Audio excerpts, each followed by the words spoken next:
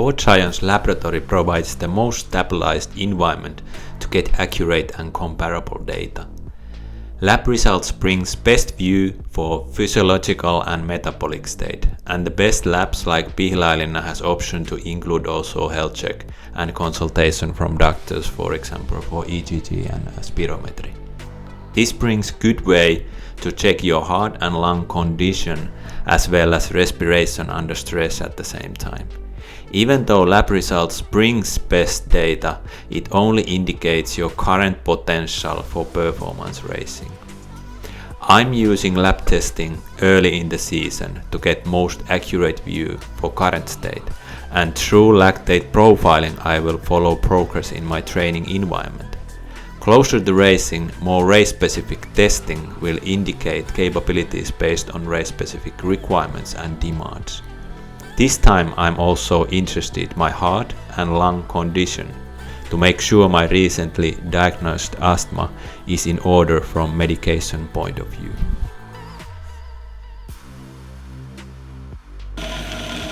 So today we are at Pihlajalinna laboratory. So we will do maximal ramp test all the way. Let's see how far I can make it today. We will measure the ventilation and also the lactates. And the most important thing, or the main thing what we will figure out from the result is that I was here in the beginning of November, so 4 months ago.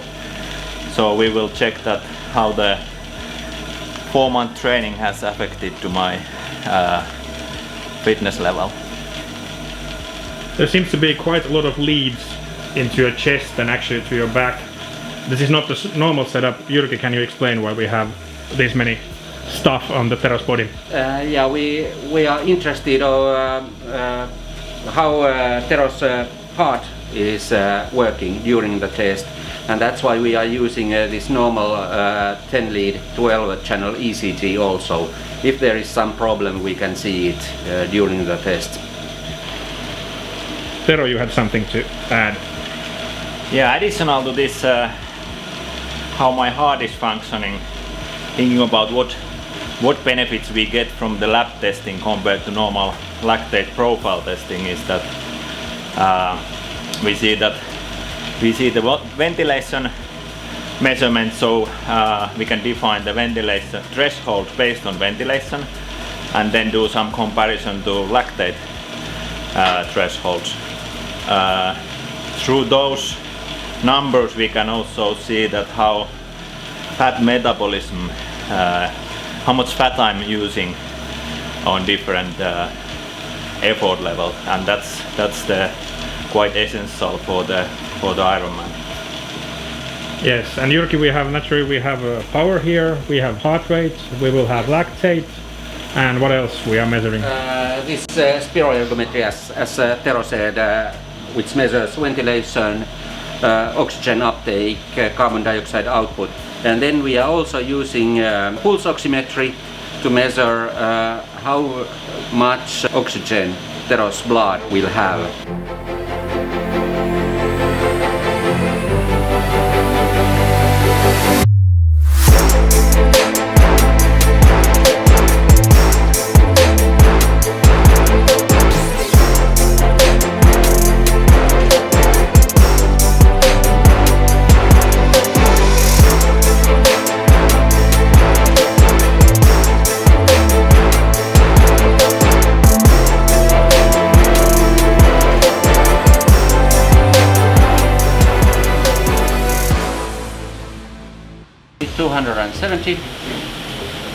Watts.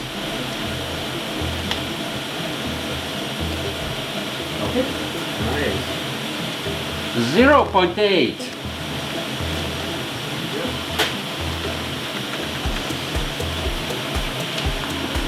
So, Previous test it was 1.4. although we are in the middle of the test, but this is going well, we can say that. Really well. As we just heard from Jyrki, even at this early point of the test, the test was going really well. Should we look at the numbers a bit? Sure. So here are the heart rate, lactate, and also fat versus carb usage graphs. And as seen from the graphs, heart rate levels dropped quite dramatically, most probably due to added volume. Also, lactate profile indicates good improvement for base endurance on lower power levels. Biggest change is seen around 330 watts, which was the area where most of the time was spent during Swift racing. Also, maximum lactate in the end was higher compared previous test. This also was not really what I was looking for, as higher lactate levels often indicates improvement for anaerobic system.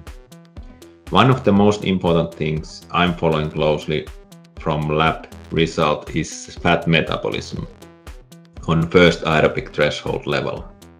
Better fat usage is saving important carbs during long races. From results, it's seen that my fat usage was still high up to 300 watts. This gives nice potential for improving aerobic threshold. Well, the numbers are as good as we could have hoped for from the Jyrki's first comments. And following you throughout the test, before the test, and during the test, you were really calm about this whole situation. And I have to say that normally isn't the usual feeling for many athletes. They easily stress about all of these tests. Of course, because it's the moment where you are measuring, have you done any good to your fitness? Is it normal for you to be really calm about this, or did you know that these numbers will be good? This is a good question, and this is something what I'm also quite often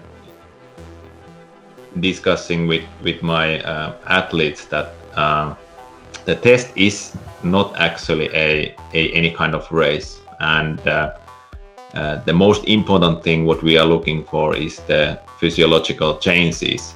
What changes the training has done inside your body, and you can't really affect to your lactate or any other physiological changes what is happening inside your body during the test. So basically there is nothing to stress about during the test. So you just are such an engineer that you can think about this so pragmatically, that there's no additional nerves or anything with this? Well, I'm just enjoying the lab testing experience. Okay, I think that's a good segue to see the couple of the last minutes of the test.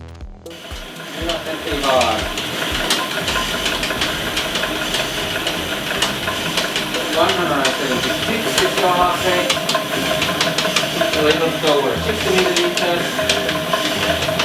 Your oxygen uptake. Come on. 2 minutes has gone this workload, and you can still increase your breathing frequency.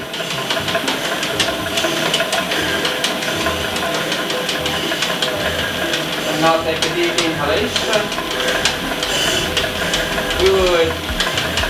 And now you can continue normal breathing. 176 your heart rate, and still you can increase your breathing frequency.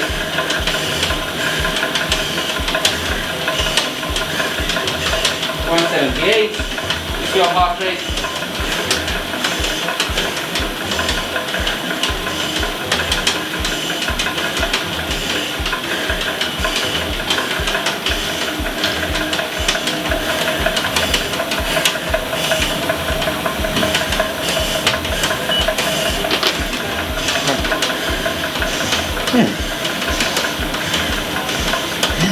And 450.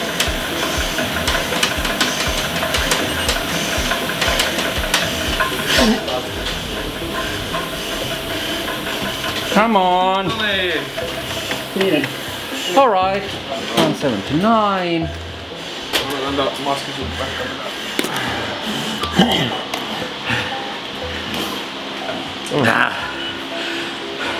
feeling? Good. No vaan sormi pitää vähän uusi reikä täällä pois.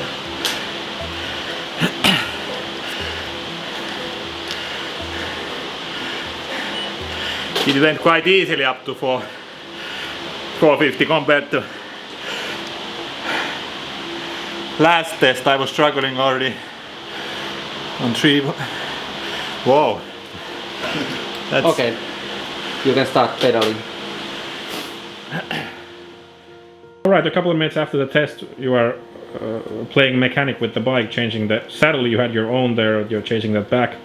Yeah. But besides that, how are you feeling? Feeling good. Actually, even though the maximum lactate levels were highest ever, what was it, 15 plus or something, it didn't feel that hard.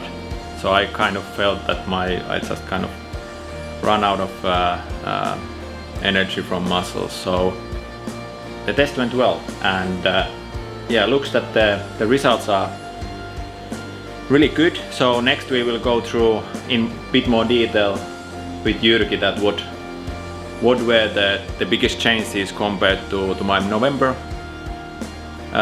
test results, and after that I will do bit more kind of comparing the results to my 4-month training program and try to see that what actually enabled these good results. We don't have Jyrki here now, but I know that you geeked out with the results with him a lot.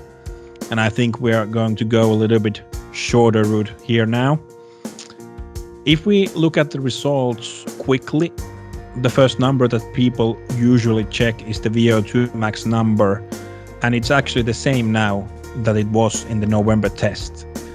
Should you be disappointed with this? Not really. Even though I was interested to follow what happens to my VO2 max through this training period, VO2 max itself or even performance on that level is not really a limiter for me for longer triathlon events or even shorter ones. And quite often that is the case for quite many triathletes or endurance athletes. It seems I need more controlled type of interval training to gain benefit for my VO2 max improvement, if there is some improvement still available.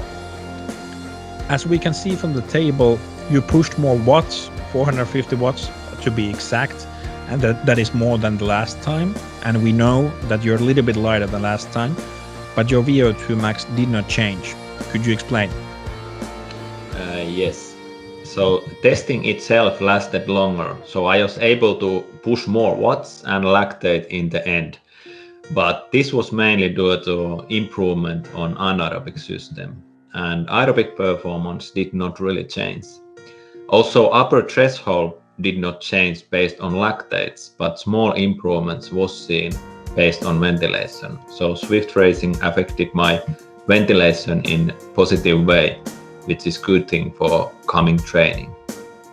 The biggest positive change is seen on lower threshold and fat usage on that level.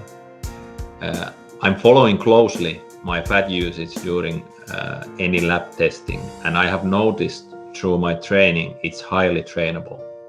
Also from health point of view, I was happy to see my lungs and heart were working properly, and no abnormal functions was seen during the test. How do you see what caused these positive results on the lower threshold level? Well, my November to February training contained training around 20 hours per week, out of which 12 hours either bike or cross-country skiing. Other sports included 2 to 3 runs, 4 to 5 swims per week, and twice a week strength workout, and other muscle condition or mobility training included with every workout. As mentioned earlier, January-February included Swift racing once or twice per week. Meanwhile, all the other training was done easy effort, meaning 65% on zone 1 level, and more than 80% under lower threshold, so training was highly polarized. I did also a couple of fast and long rides to trigger fat metabolism, and that seems to work for me well. So the main point here is that although in the last video we talk about swift racing and higher intensity workouts, it's really important to note that most of your workouts have been done on lower intensities. How are you going to change your training from here on out? In the ongoing block, I have added more upper threshold type of training for every sport. And training also start to be more closely triathlon based. So during threshold workouts, I will closely follow lactates and heart rate levels, making sure training is done in controlled way. So completely opposite what was seen in previous block. And target is to improve upper threshold performance and also endurance on that level. Also lower aerobic threshold training volume will be increased in controlled way and will be done closer to lower threshold. Strength training will be shifted to be more sport specific. As we can see from this video and know beforehand that lab testing brings the most accurate and widest view for current fitness, performance, and also the health state for athletes, but it still shows only the potential for racing. How do you use this information when planning your own training? The most important thing comes after you have completed the test and you have the results available.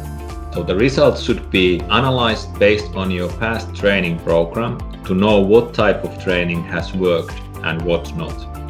After that comes the training program fine-tuning based on analysis to be able to get needed end result you are targeting. This is the part where most often some help is needed from experienced coach as training impacts are really individual and lab results are not that black and white to analyze and move into action.